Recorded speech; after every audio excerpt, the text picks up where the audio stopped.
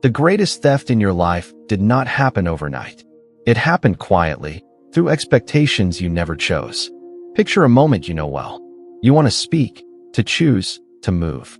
But you pause. You scan faces. You measure reactions. Your chest tightens. You swallow the decision and nod instead. Later, alone, regret arrives late and heavy, like a weight behind the ribs. This is how lives are stolen. Not by force, but by permission. Most men are not living for themselves. They are performing for approval, trading years for acceptance, mistaking comfort for safety. Here is the promise and the warning. The moment you stop living for others, friction appears. Discomfort follows. Some doors close, but something else opens: control. If you cannot accept the cost of freedom, turn away now. This path does not reward hesitation. Those who stay will never mistake obedience for virtue again here. Men are taught early that safety lives outside them. Approval becomes shelter. Acceptance becomes survival. From childhood, reward follows compliance, and rejection carries threat. The nervous system learns quickly. Belonging feels safer than truth, even when truth would cost nothing physically. Social rejection activates a deeper fear than danger itself. The body reacts before the mind. Pulse tightens. Breath shortens. Ancient wiring interprets exclusion as death, because for most of history, isolation meant vulnerability.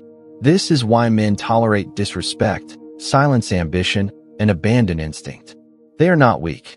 They are conditioned. Over time, validation replaces self-trust. Instead of asking what feels right, men ask what will be approved. Instead of choosing, they pull. Instead of acting, they wait for permission disguised as advice. The group becomes the mirror that tells them who they are allowed to be. When the mirror disappears, uncertainty floods in. This is how reactive men outsource identity. The group decides tone, pace, and limits. Opinions become commands. Trends become truths. The man no longer moves from conviction but from calibration, constantly adjusting to remain acceptable. He feels busy, but never directed. The internal shift happens when this mechanism becomes visible. You realize approval is not safety. It is sedation. It keeps you calm while your agency erodes.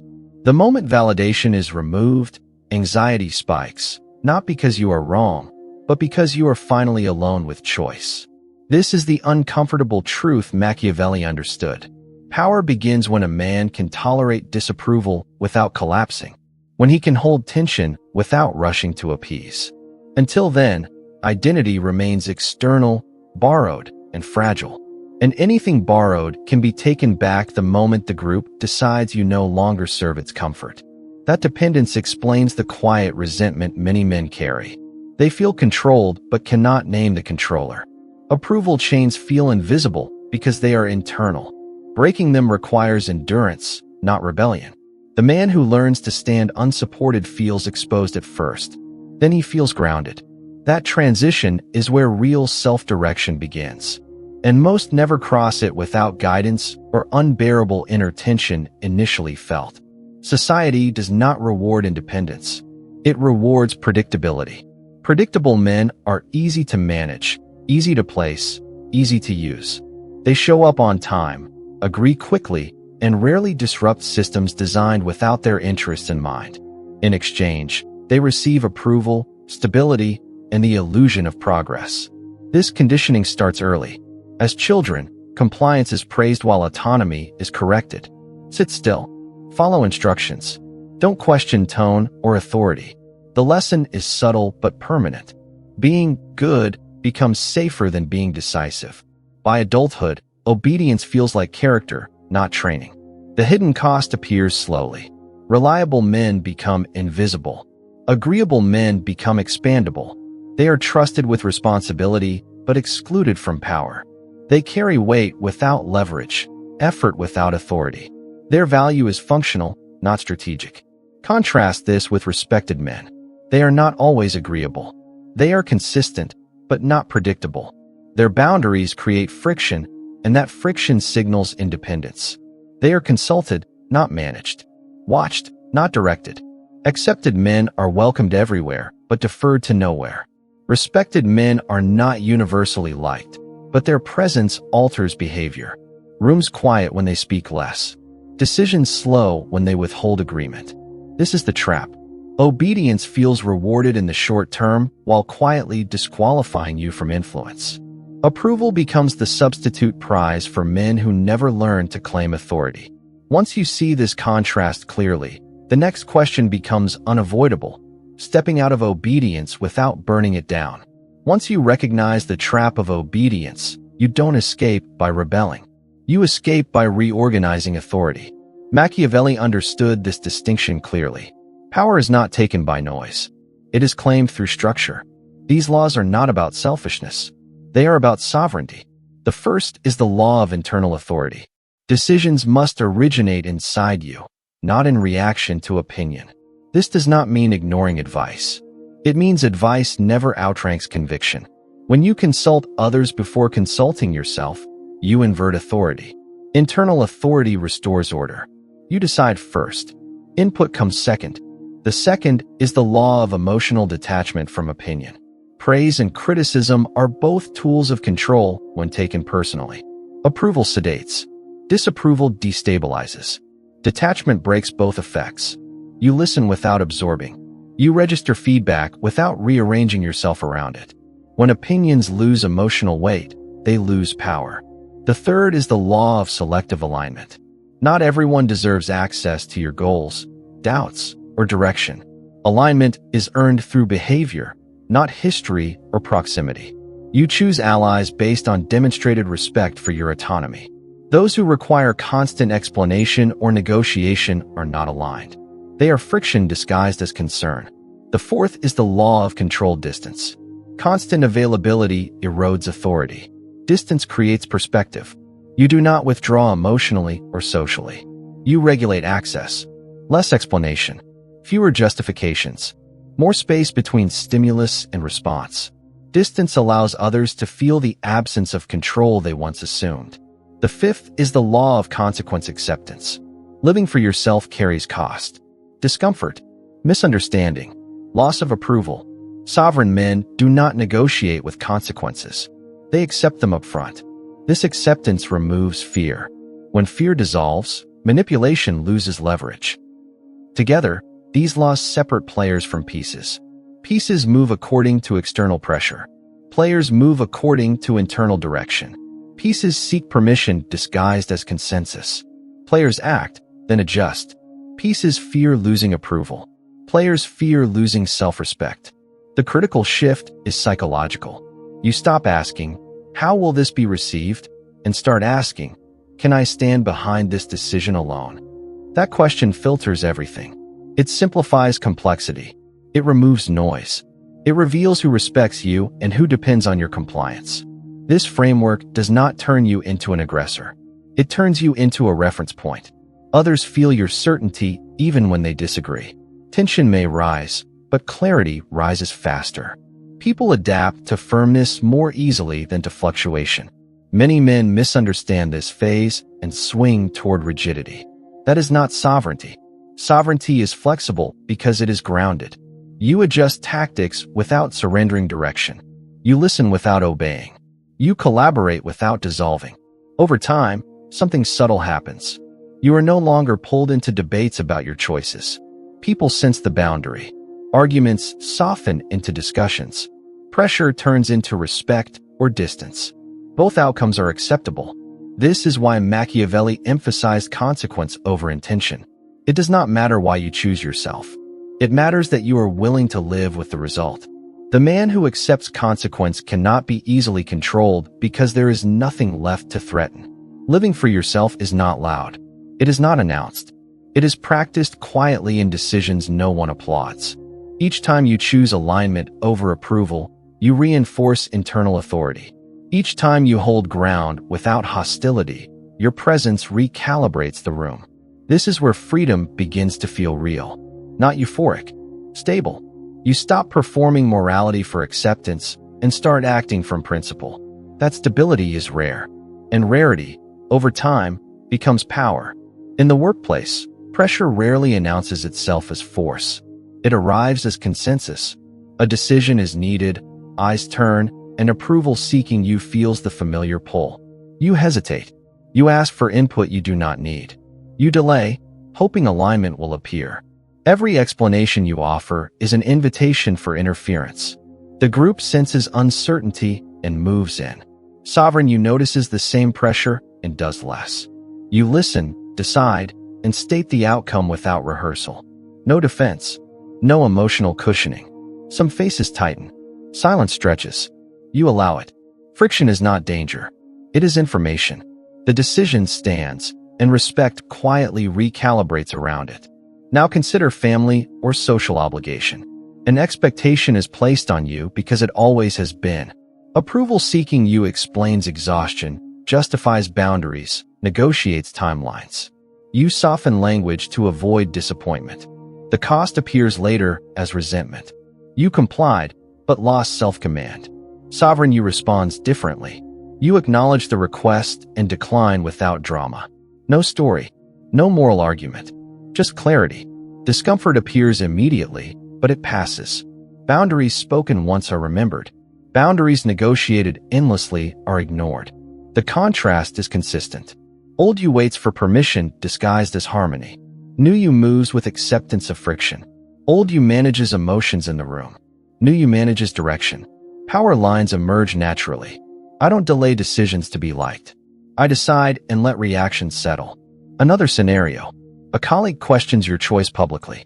Approval-seeking you corrects tone, explains context, seeks to be understood. You leave the exchange drained. Sovereign you responds briefly or not at all. You redirect to action. The challenge loses oxygen. In social settings, approval-seeking you monitors laughter, adjusts opinions, aligns preferences. You feel included, but not grounded. Sovereign you remains consistent. You do not chase resonance. You allow mismatch. The room sorts itself. What changes first is internal. The urge to explain fades. The need for reassurance dissolves. You stop rehearsing conversations before they happen. Decisions feel cleaner because they are yours. Some people push harder. Others withdraw. Both outcomes reveal truth. Approval-seeking behavior attracts management. Sovereignty attracts respect or distance. Either is preferable to silent resentment. This is not rebellion. It is alignment in motion. You accept short-term discomfort for long-term authority. You move forward without consensus, trusting your ability to handle consequences. That trust becomes visible. Over time, your environment adapts. Requests become clearer. Pressure becomes rare. People stop testing what no longer moves. You are no longer pulled by expectations. You choose, act, and allow the world to respond. That is the difference between living reactively and living sovereignly. Here is the final realization. When you live for yourself, life stops negotiating. You stop needing permission to exist. Authority no longer feels aggressive. It feels quiet. People sense it before you speak. They adjust without argument. Some respect you. Some resist. Both responses confirm alignment. You are no longer managed. You are referenced. From this point, every decision reinforces direction. Every refusal strengthens boundaries. Every acceptance of consequence deepens self-trust. This is the moment obedience loses its grip.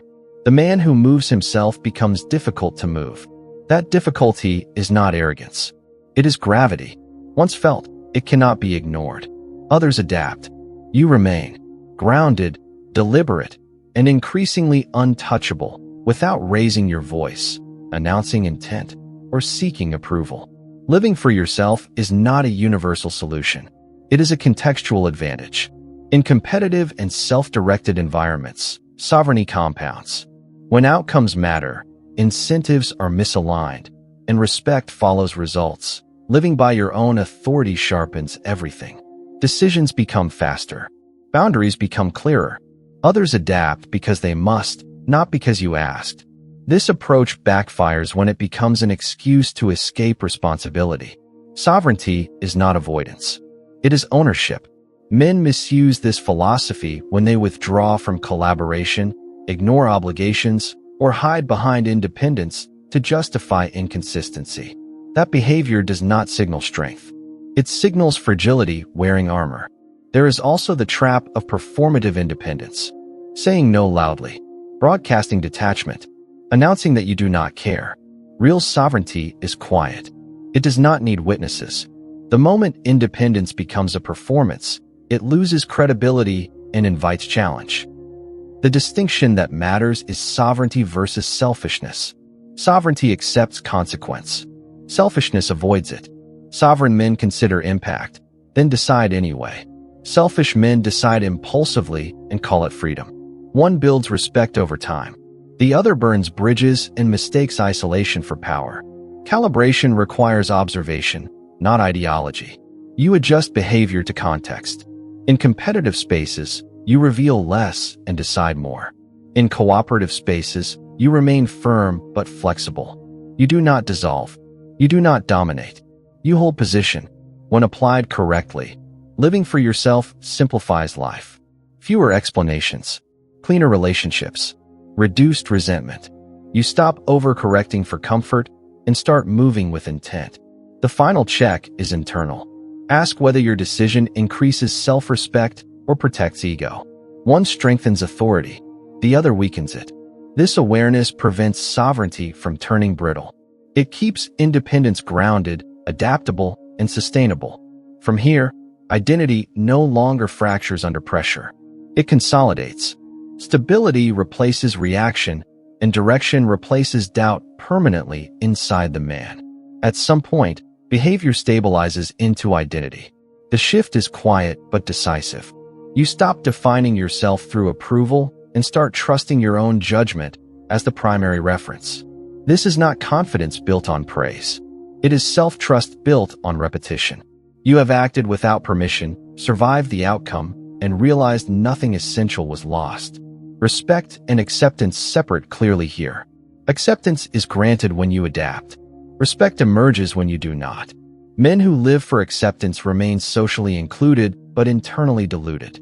Men who live from self-trust may lose access, but they gain gravity. One is welcomed. The other is deferred to. You cannot have both consistently. Calm decision-making under disapproval becomes your baseline. When resistance appears, your body no longer panics. You feel it, register it, and continue. No urgency to correct perception. No reflex to explain motive. You understand that disapproval is not a verdict. It is feedback from a system adjusting to your autonomy. This calm is what unsettles others. Reactive men interpret stillness as confidence. Confident men recognize it as control. You are no longer pushed by tone, timing, or pressure.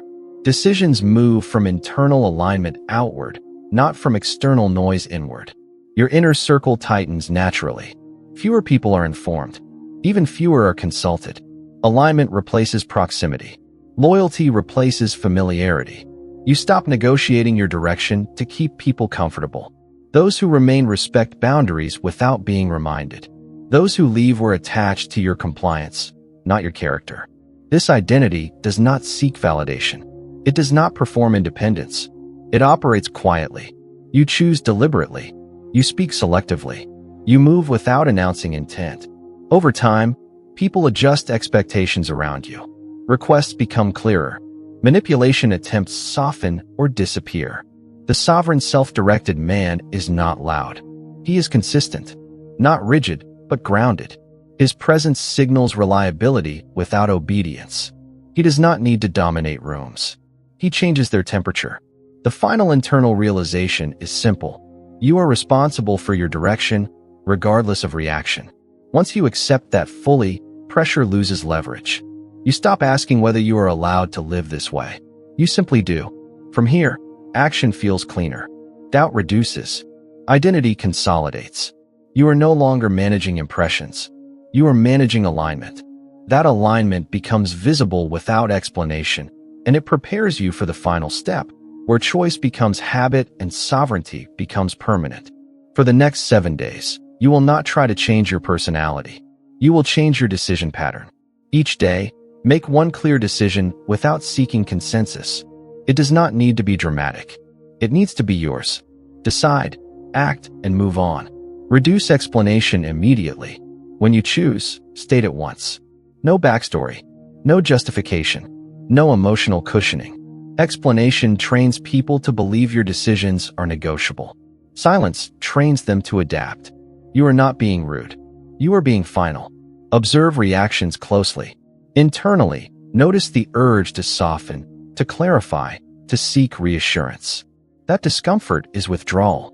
Externally, watch who resists, who pressures, who respects the boundary instantly. Behavior reveals alignment faster than conversation ever will. Accept discomfort without correction.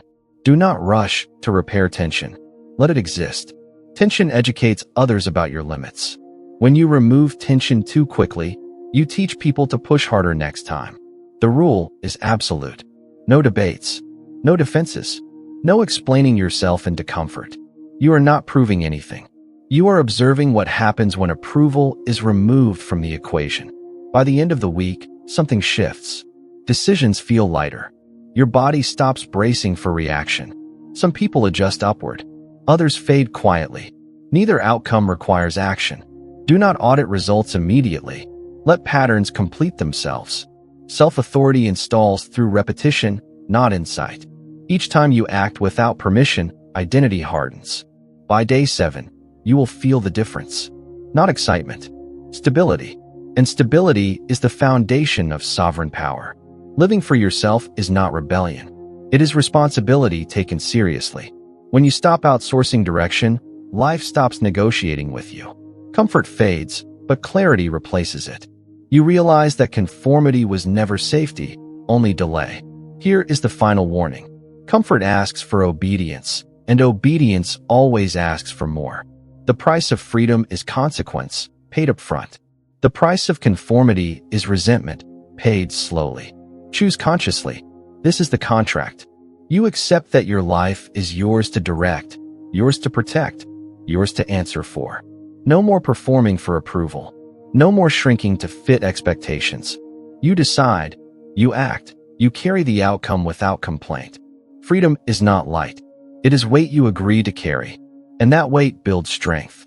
From this moment, you move by alignment, not permission. You stop asking who to be and start acting as who you are. Rewards ownership.